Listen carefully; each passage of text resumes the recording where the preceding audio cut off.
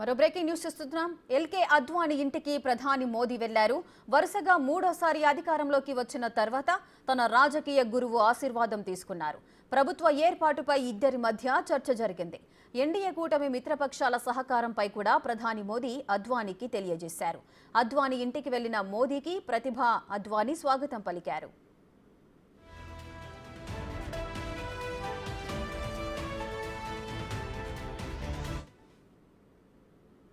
LK Advani ఇంటికి ప్రధాని మోదీ వెళ్లినట్లు తెలుస్తోంది. పూర్తి డీటెయిల్స్ మా ప్రతినిధి శివ ఢిల్లీ నుంచి లైవ్ లో అందిస్తారు. శివ,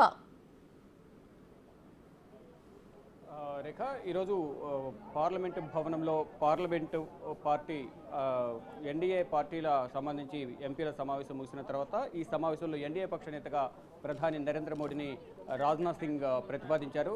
ఇటు అమిత్ షా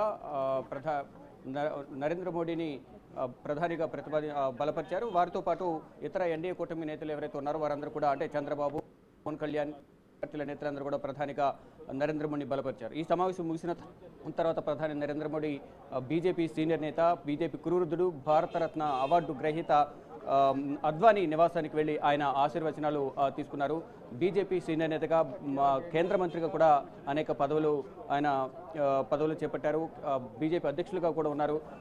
గతంలో ప్రధాని నరేంద్ర మోడీ అద్వానీ వెంట రాజకీయ ప్రచార కార్యక్రమాల్లో పాల్గొంటూ ఉండేవారు. దానికి సంబంధించిన ఫొటోస్ కూడా సోషల్ మీడియాలో ఎక్కువగా కనిపిస్తూ ఉంటాయి. అంటే మైక్స్ పట్టుకుని తిరగడం కానీ, ప్రచార కార్యక్రమంలో పాల్గొనడం కానీ, ఇవన్నీ కూడా గతంలో నరేంద్ర మోడీ ఇటు అద్వానీ వెంట ఉండి తిరుగుతూ ఉండేవారు. అంటే అద్వానీకి ఒక శిష్యుడిగా నరేంద్ర మోడీ ఉండేవారు. ఇప్పుడు మూడోసారి ప్రధానిగా ఎన్నికైన నేపథ్యంలోనే, ఎన్డీఏ పక్ష నేతగా ఎన్నికైన నేపథ్యంలో 9వ తేదీన ప్రమాణ స్వీకారం చేయబోతున్నారు. ఇప్పుడు మర్యాదపూర్వకంగా కలవడంతో పాటు 9వ తేదీన ప్రమాణ స్వీకార కార్యక్రమానికి హాజరు కావాల్సిందిగా నరేంద్ర మోడీ అద్వానీని ఆహ్వానం పలికినట్లు కూడా తెలుస్తోంది. వారి నివాసానికి వెళ్లి ప్రజెంట్ అద్వానీతో ఆయన ముచ్చటిస్తున్నారు. ముందుగా ఆయన ఆశీర్వచనం తీసుకున్నారు. అద్వానీ నివాసానికి వెళ్లిన సందర్భంలో అద్వానీ కుమార్తె ప్రతిభ అద్వానీ ప్రధాని నరేంద్ర మోడీకి స్వాగతం పలికారు. తర్వాత అద్వానీ వద్దకు వెళ్ళిన తర్వాత ఆయన ఆశీర్వచనం తీసుకున్నారు. ప్రజెంట్ ఆయనతో మాట్లాడుతున్న పరిస్థితి కనిపిస్తూ ఉంది.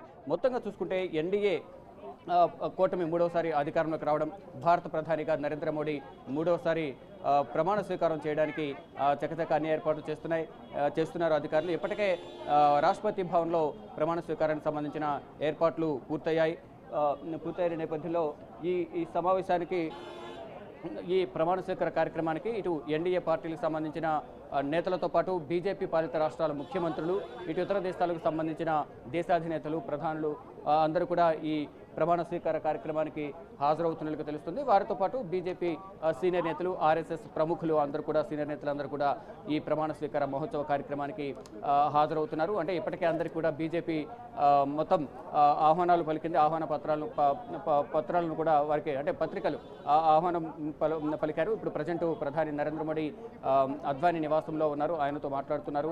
అంటే ఇష్టాగోష్ఠి చర్చలు అయితే కొనసాగుతున్నాయి. అంటే మూడవసారి ప్రధానిగా ఎన్నికైన నేపథ్యంలోనే ఆయన ఎంతో సంతోషం వ్యక్తం చేస్తున్నారు. ఇక్కడ బీజేపీకి సంబంధించిన తెలంగాణ బీజేపీ ఎంపీ కొండా విశ్వేశ్వరరెడ్డి ఉన్నారు. వారితో కూడా మాట్లాడే ప్రయత్నం చేద్దాం. ప్రజెంట్ కొండా విశ్వేశ్వరరెడ్డి గారు ఉన్నారు. ప్రతిపడి ఈరోజు ఎన్డీఏ పక్ష నేతగా ప్రధానిని మూడవసారి ఎన్నుకున్నారు. అంటే ఏ విధంగా ఉండబోతుంది మూడవసారి పాలన అనేది? తెలంగాణ బీజేపీ నేతలు కూడా ప్రధాని నరేంద్ర మోడీని ఎన్డీఏ పక్ష నేతగా ఎన్నుకుంటూ ఇటు తెలంగాణకు సంబంధించిన బీజేపీ నేతలతో పాటు ఇతర రాష్ట్రాలకు సంబంధించిన ప్రధాని నరేంద్ర మోడీ ఎన్డీఏ పక్ష నేతగా ఎన్నుకున్నారు. ప్రజెంట్ కొండ